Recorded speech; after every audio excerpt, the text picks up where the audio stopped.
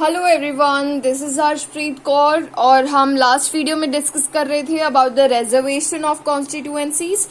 तो इस टॉपिक के अंडर हमने समझ लिया था कि सेपरेट इलेक्टोरेट्स ब्रिटिश पीरियड के टाइम में थे और रिजर्व्ड कॉन्स्टिट्यूएंसीज जो हैं अब हमने अडॉप्ट की हैं। Now we will go further into detail. तो जो ये रिजर्वेशन है वो किन किन कम्युनिटीज के लिए की गई है।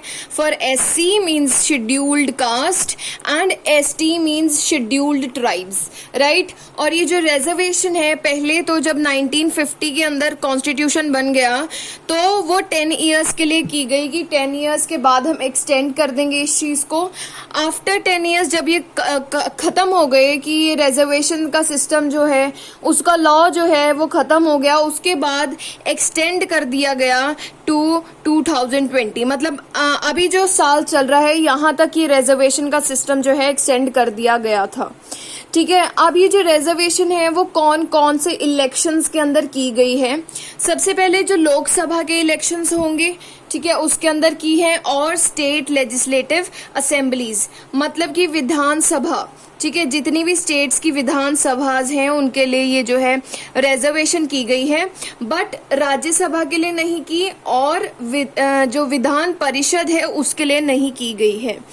तो कितनी रिजर्वेशन है ये डिपेंड करता है कि कितनी पॉपुलेशन है एसटी एंड एससी की हमारे इंडिया के अंदर, ठीक है। तो पॉपुलेशन के अकॉर्डिंगली जैसे कि टोटल सीट्स हमारी जो लोकसभा के लिए सीट्स हैं वो हैं 543, ठीक है, 543 सीट्स हैं। तो अब क्या है कि जो एससी हैं उनके लिए रिजर्व कर दी गई हैं 84 सीट्स और जो एसटी हैं उनके लिए रिजर्व कर दी गई हैं 47 सीट्स, ठीक है, 84 एंड 47।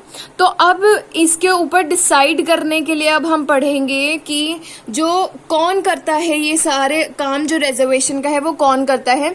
उस कमीशन का नाम है डीलिमिटेशन कमीशन, ठीक है। ये जो कमीशन है ये अपॉइंट की जाती है प्रेसिडेंट ऑफ इंडिया द्वारा और ये जो डीलिमिटेशन कमीशन है वो इलेक्शन कमीशन ऑफ इंडिया के साथ कोलैबोरेट करके काम करती है, ठीक है। अब इलेक्शन कमीशन ऑफ इंडिया के बारे में हम इस वीडियो में डिस्कस करेंगे।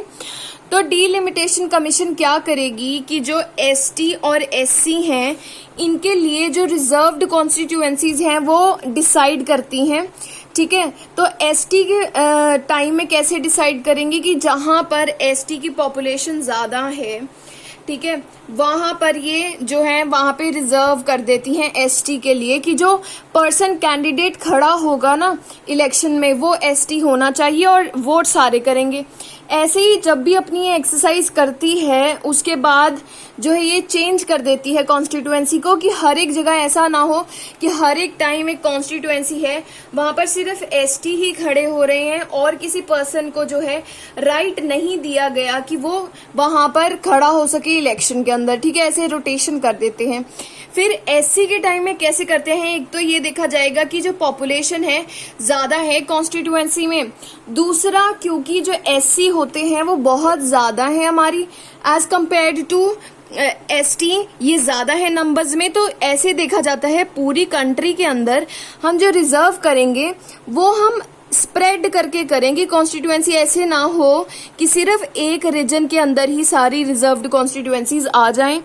तो एक चीज देखी जाएगी कि पॉपुलेशन ज्यादा है उस कॉन्स्टिट्यूएंसी के अंदर एससीज की, और दूसरा देखा जाएगा कि ये पूरे इंडिया में स्प्रेड करी जाएंगी, उसके अकॉर्डिंगली सिलेक्ट की जाती है, ठीक है। तो अब जो ये रिजर्वेशन की गई है इसे देख के जो वुमेन के लिए रिजर्वेशन है उसके लिए डिमांड खड़ी हुई है। तो वुमेन की जो रिजर्वेशन की गई है वो रूरल जो लोकल बॉडीज है ना, जैसे हमारे पास पंचायत हो गई और म्यूनिसिपल कॉरपोरेशंस हो गई, यहाँ पर रिजर्वेशन की गई हैं, ठीक है। यहाँ की हो गई पंचायत, यहाँ की होगी म्यूनिसिपल कॉरपोरेशन अर्बन की, ठीक है। तो इनके अंदर जो है 1/3 सीट्स जो है विमेन के लिए रिजर्व कर रखी हैं। But at the same time Lok Sabha और स्टेट लेजिस्लेटिव असेंबलीज के अंदर विमेन के लिए कोई रिजर्वेशन नहीं है। इसके बारे में बार बार जो है डिमांड उठती है पर अभी तक ये बिल जो है पास नहीं हुआ from the parliament of India, ठीक है। इसकी बहुत डिमांड की जाती है। तो अब आपको क्लियर हो गया होगा कि रिजर्वेशन कैसे की जा रही है, कहाँ कहाँ होती है, कौन करता है और क्या प्रोसेस है, कैसे मतलब डिसाइड कैसे करते हैं, और विमेन के लिए भी ऐसी रिजर्वेशन का डिमांड किया जाता है। अब जो नेक्स्ट टॉपिक है वो है फ्री एंड फेयर इलेक्शंस। अब हमारे पास क्या है, फ्री एंड फेयर इलेक्शंस का मतलब है इम्पार्शियल। मतलब कि इम्पार्शियल का मतलब है कि ऐसा ना हो जो रूलिंग पार्टी थी पिछले साल उसके फेवर में इलेक्शंस हो जाएं, वो अपनी पावर्स को यूज करके इलेक्शन करवा ले और वो अगली बार फिर जीत जाए। ऐसा नहीं होना चाहिए, इम्पार्शियल होना चाहिए, ट्रांसपेरेंट होना चाहिए, मतलब लोगों को उनके सामने सब कुछ सारे प्रोसेस होने चाहिए। ठीक है, तो ऐसे जो है फ्री एंड फेयर इलेक्शंस होने चाहिए। और एक तरह से रिजल्ट जो निकलेगा ना, जब इलेक्शन का जब रिजल्ट आ जाएगा तो वो एक तरह से लोगों को ऐसा फील होना चाहिए कि सही में जो वोटर्स की एस्पिरेशंस थी ना, वोटर्स की विश थी कि ये पार्टी बन जाए हमारी लीडर, तो ऐसा हो जाए तब हम कह सकते हैं कि ये फ्री एंड फेयर इलेक्शंस हुए थे। अगर ज्यादातर वोटर कहते हैं कि अच्छा हुआ है कि ये पार्टी जीती है, तो जो है कहा जाता है कि ये एक legitimate expression of the voters aspirations. ठीक है, जैसे कांग्रेस जो है 1952 के अंदर जीती थी जब, तब जो ऑपोजिशन के लीडर्स थे वो भी हैप्पी थे कि कांग्रेस को तो जीतना ही था। तो ये चीज है कि फ्री एंड फेयर इलेक्शंस होते हैं तो सभी जो है सहमत होते हैं रिजल्ट से। ठीक है, आप देखो free and fair elections conduct कराने के लिए दो चीजें जो हैं हमारे कॉन्स्टिट्यूशन में दी गई हैं। फर्स्ट है इंडिपेंडेंट इलेक्शन कमीशन, सेकंड है universal adult franchise and right to contest. अब हम फर्स्ट जो डिस्कस करेंगे वो है इंडिपेंडेंट इलेक्शन कमीशन। इसका क्या मतलब है कि एक ऐसी कमिटी बना दी गई है, एक ऐसी ऑर्गेनाइजेशन बना दी गई है जो कि इंडिपेंडेंट है, किसी के दबाव में आकर काम नहीं करेगी, जो कि पूरे इलेक्शंस को कंडक्ट कराती है।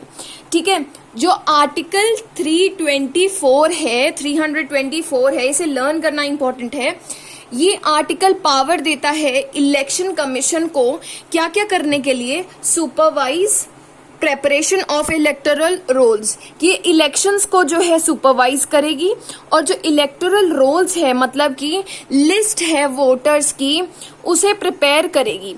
और ये कहाँ कहाँ के इलेक्शंस कराएगी, पार्लियामेंट के इलेक्शन कराएगी, स्टेट लेजिस्लेचर के, प्रेसिडेंट और वाइस प्रेसिडेंट के। ठीक है, पर ये जो है लोकल बॉडीज जैसे पंचायत और म्युनिसिपल कॉर्पोरेशन के इलेक्शन नहीं कराएगी। ये सब कहाँ दिया गया है, इन द आर्टिकल 324। याद रखना है 324 ऐसे याद कर सकते हो 324। ठीक है, तो अब उसके बाद देखो कि जो इलेक्शन कमीशन है उसके कौन कौन मेंबर्स होते हैं। जो एक चीफ इलेक्टोरल ऑफिसर है, कई ऐसे चीफ इलेक्टोरल ऑफिसर्स को अपॉइंट किया गया है जो कि हर एक स्टेट के अंदर प्रेजेंट होते हैं, हर एक स्टेट के अंदर भेज दिए जाते हैं, ताकि जो इलेक्शन कमीशन है ये उन्हें जो है सपोर्ट कर पाए, इनके काम को काफी मतलब सपोर्ट कर पाए और इन्हें हेल्प कर पाए। ठीक है, चीफ इलेक्टोरल ऑफिसर कौन होते हैं, ऐसे ऑफिसर्स जो कि भेजे गए हैं हर एक स्टेट के अंदर, जो कि इलेक्शन कमीशन के लिए काम करते हैं। ठीक है, अब देखो जो 1989 का टाइम था ना, जब इलेक्शंस होने थे, तब क्या कर दिया गया, इससे पहले जो इलेक्शन कमीशन थी इसके अंदर सिर्फ एक चीफ इलेक्शन कमिश्नर होता था। ठीक है, चीफ इलेक्शन कमिश्नर होता था। 1989 के अंदर क्या कर दिया गया, 2 इलेक्शन कमिश्नर्स को और अपॉइंट कर दिया गया। ठीक है, 1989 के इलेक्शंस के अंदर। फिर जब ये इलेक्शन हो गए उसके बाद फिर से इन दोनों को हटा दिया गया। ठीक है, तो ऐसे ये सिंगल सिंगल मेंबर बॉडी बन गई थी जो इलेक्शन कमीशन है आफ्टर 1989। ठीक है, 1989 के अंदर मल्टी मेंबर थी, 1989 के इलेक्शंस के बाद ये सिंगल मेंबर हो गई। फिर उसके बाद 1993 के अंदर 4 साल बाद क्या कर दिया गया कि इसे फिर से वैसा मल्टी मेंबर बना दिया गया, 2 इलेक्शन कमिश्नर्स को और इस कमिटी में शामिल कर दिया गया। इसकी वजह से अब तक 2020 तक अब तक ये मल्टी मेंबर ही मतलब वो मल्टी मेंबर कमिटी है। तो कहा जाता है कि ये जब मल्टी मेंबर बन गई है ये और भी फेयर हो गई है और भी इफेक्टिव हो गई है, क्योंकि एक पर्सन जो कि यहाँ पर काम कर रहा था और यहाँ पर काम कर रहा था, उसके लिए उसके साथ और 2 व्यूज जो हैं वो ऐड किए गए हैं। तो ये मतलब एक पर्सन के पास सारी पावर नहीं दी गई है अब, तो इसकी वजह से ये काफी इफेक्टिव हो गई है। तो अब अगर देखा जाए, जो इलेक्शन कमीशन है उसका हेड होता है चीफ इलेक्शन कमिश्नर, CEC, ठीक है। अब चीफ इलेक्शन कमिश्नर जो है उनके अंडर 2 ऑफिसर्स होते हैं, 2 इलेक्शन कमिश्नर्स, ठीक है, 2 इलेक्शन कमिश्नर्स होते हैं इनके अंडर। पर इन तीनों के पास सेम पावर्स होती हैं, ऐसा नहीं है कि जो CEC है उनके पास ज्यादा पावर है, ठीक है। तो ये जो तीनों हैं ये अपॉइंट किए जाते हैं बाय द प्रेसिडेंट। देखो जितनी भी अपॉइंटमेंट्स होती है ना वो मेनली प्रेसिडेंट ही करते हैं, appointed by the president on the suggestion of the cabinet of minister, council of ministers. मतलब कि जो PM के मेन जो मिनिस्टर्स होते हैं ना, जिनका एक कैबिनेट बना हुआ है, जो मेन मिनिस्टर्स हैं जैसे फॉरेन अफेयर्स के, एजुकेशन के, ऐसे सब कुछ, तो उन सभी की सजेशन पे ये जो प्रेसिडेंट हैं वो इन तीनों को अपॉइंट करते हैं। पर इस बात से क्या है, ये देखो, ये जो काउंसिल ऑफ मिनिस्टर्स है ना, काउंसिल ऑफ मिनिस्टर्स जो हैं ये किसकी पार्टी के होंगे, ये होंगे जो रूलिंग पार्टी है, ठीक है। मतलब कि जो PM जिस पार्टी के हैं उनकी पार्टी के ये काउंसिल ऑफ मिनिस्टर्स होते हैं। इसलिए एक अपोजिशन आती है कि लोग कहते हैं, कई स्कॉलर्स कहते हैं कि इनकी जो अपॉइंटमेंट है ना वो इनके उससे नहीं होनी चाहिए। अगर इनकी जो सजेशन से हो रही है तो किन किन को और सजेस्ट करना चाहिए, जो अपोजिशन के लीडर है।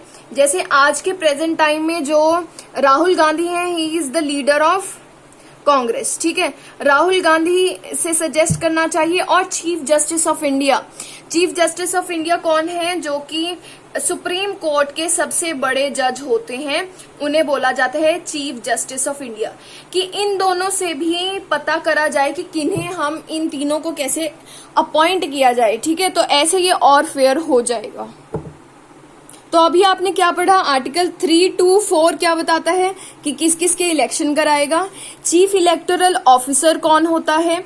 अब ये एक मल्टी मेंबर कमिटी बन चुकी है, चीफ ये जो इलेक्शन कमीशन है इसके कौन कौन मेंबर्स होते हैं, अपॉइंट कौन करता है, और इस अपॉइंटमेंट की क्या अपोजिशन आती है कि किस और को सजेस्ट करना चाहिए कि ये कहाँ से अपॉइंट किए जाएं।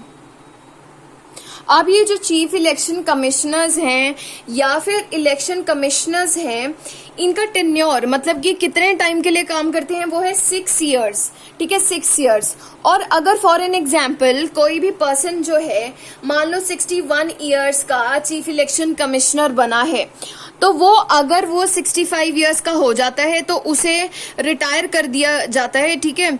और वो जो पर्सन है टिल द एज ऑफ 65 तक ही काम कर सकता है।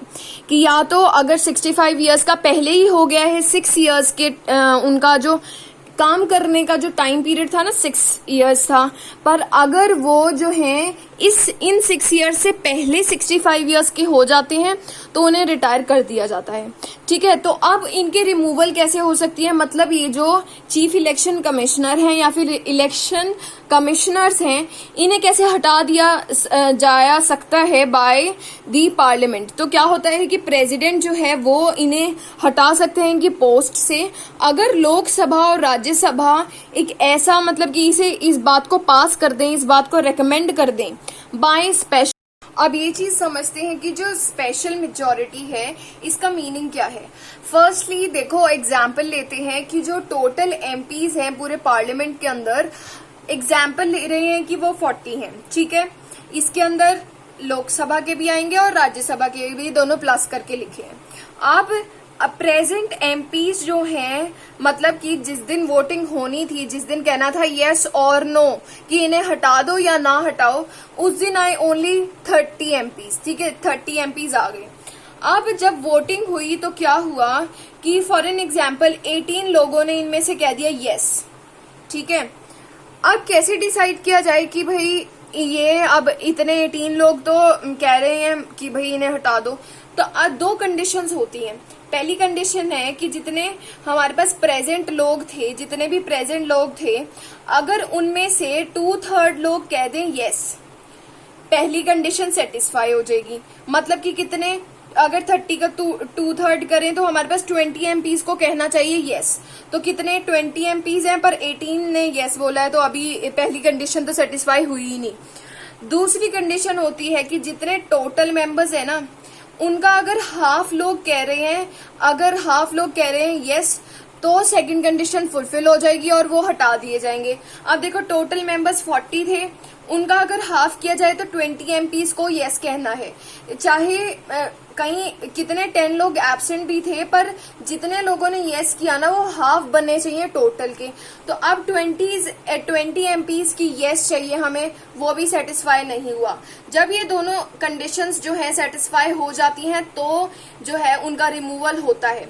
अब ऐसा क्यों किया जा रहा है, इतना डिफिकल्ट प्रोसेस क्यों कंडक्ट कराया जा रहा है?